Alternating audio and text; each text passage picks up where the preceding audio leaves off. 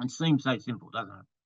All right, let's have a look. We also build our work around this framework. If HR tries to talk gobbledygook and all sorts of stuff, but at the end of the day, we should measure where we are so we know where the holes are.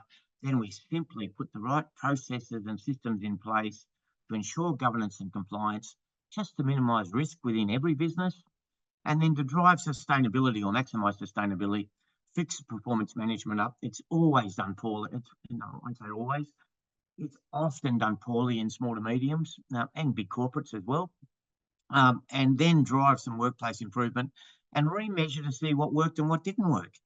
Because sometimes with the best of plans, it didn't work and you've got to come up with another solution. This is our simple model in terms of how we do HR. And if you've got a HR person in your team, it's a national standard for HR. It's something they should be thinking about. And when you're thinking about what they're focusing on, if they spend their time focusing on the right, it's not going to add value. The real dollars is over on the left in terms of how your business runs. But let's keep going now to today's session. You've got to understand the cultural drivers that really impact on how the business performs and how the people perform, because the people are I talk about the people being the engine of the business, and we have to work the engine. It's like your own car. You don't hop in your car without a service for 2 years and hope that it will go as it did 2 years ago. It's the same with people. We have to understand their culture and motivate it and support it to really understand how it then drives business performance.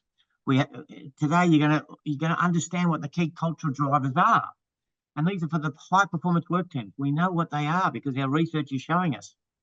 And then learn the strategies to harness and align the culture to build and maintain great work teams. And every one of you is in part of a team somewhere anyway.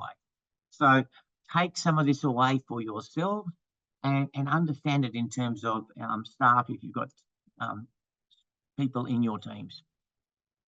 We are slaves to using Everything DISC as our assessment tool. Now, it doesn't matter which assessment tool you use. In government, they used to heavily rely on Myers-Briggs. There's lots of other assessment tools, but we find Everything DISC is a really easy, powerful product, and the reporting, I suppose, the successful failure of an assessment tool is whether people get it and understand it and believe it.